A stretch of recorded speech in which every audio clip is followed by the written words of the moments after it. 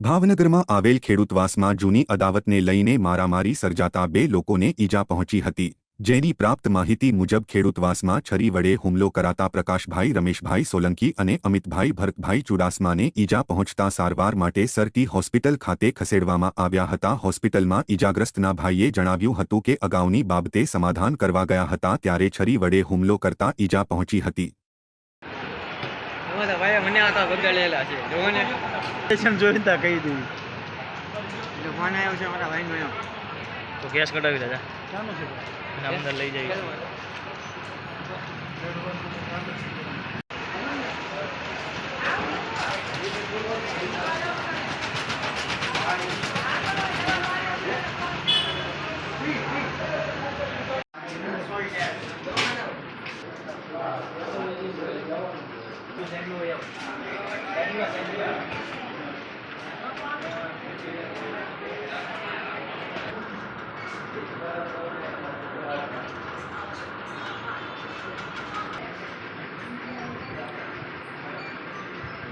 ભરતભાઈ જીવાભાઈ ચુડાસમા મારા ભાઈનો મમ્મી શું જીતું હવે આવતું ના બેઠો હશે ને એ લોકો ગાડી રાખીને સરી મારી દીધી।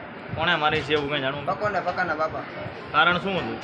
તો કારણ જૂની હતી સમાધાન આટલું ગયા હતા ને એ લોકોએ સરી મારી દીધી પહેલાં કઈ જૂની કેટલા છે એમ પહેલાંની મારવાનું એટલે મહિનો જેવું જીવ્યો છે, મહિનો 2 મહિના।